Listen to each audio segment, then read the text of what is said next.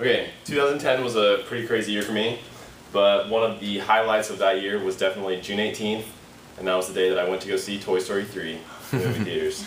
Okay, so I'm sitting there in the movie theaters with my friends, and probably one of the most climactic points of that movie is when all the toys are going into the incinerator, and I was about to cry, my friends were probably already crying, and it was just a really intense moment.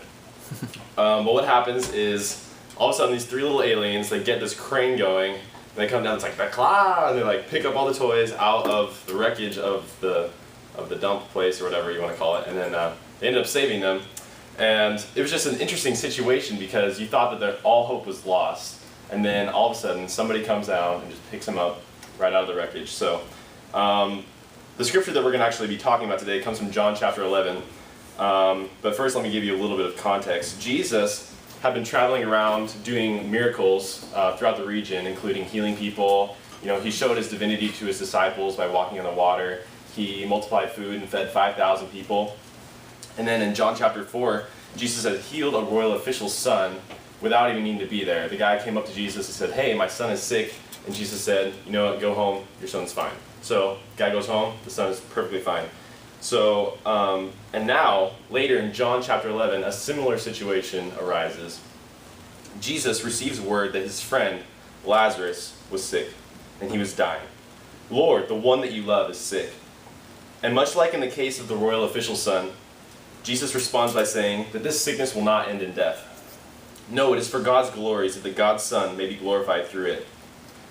And just imagine hearing these reassuring words from Jesus. Mary and Martha had sent word to Jesus, and I'm sure a servant brought the words back that the sickness would not end in death. And you know, if that was me, I would say, well, that's awesome. The Son of God, who may or may not have revealed himself to Mary and Martha, but they obviously have faith in him because they sent word to him of the sickness, has reassured us that the sickness would not end in death.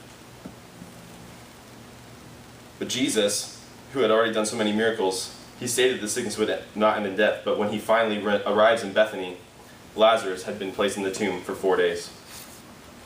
When Mary reached that place where Jesus was and saw him, she fell at his feet and said, "Lord, if you had been here, my brother would not have died."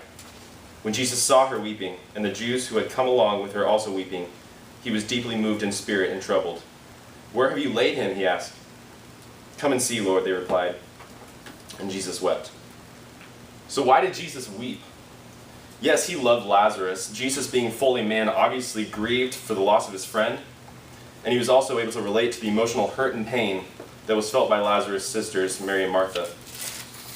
But Jesus was the Son of God. I mean, obviously he knows what the outcome is, and if you read through the rest of the chapter, you see that the outcome is not death, as Jesus had said. But why did he weep?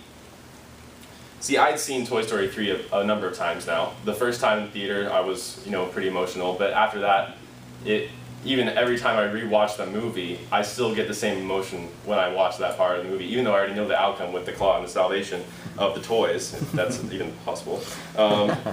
So I would suggest to you that Jesus not only wept as a result of the sorrow that he felt from Mary and Martha's loss, but perhaps Jesus wept at the fact that in spite of the ways that he had been continually revealing himself to them, they still lacked complete faith in him. In verse 37, some of those who were there asked, "Could not he who opened the eyes of the blind have kept this man from dying?" And in the minds of those who were there, because Jesus did not act, they questioned his ability to act. But I want you all to hear this. God chooses not to act in certain situations in order to bring more glory to himself.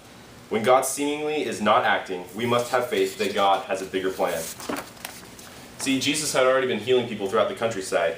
He could have healed Lazarus to keep him from dying, but Jesus saw a greater miracle in Lazarus' resurrection. And later, we'll see Jesus in a very different situation. He's hanging on a cross, and the crowds of temple officials are mocking him. "He saved others," they said, "but he can't save himself. He's the King of Israel. Let him come down now from the cross, and we will believe in him." But just because Jesus does not act does not mean he is unable to act. He simply sees a greater miracle. God chooses not to act in certain situations in order to bring more glory to himself. When God seemingly is not acting, we must have faith that God has a bigger plan. Jesus was finally conquering death on that cross. By refusing to save himself from death, Jesus made salvation available to the whole world. When God is seemingly not acting, we must have faith that God has a bigger plan and a bigger miracle for us.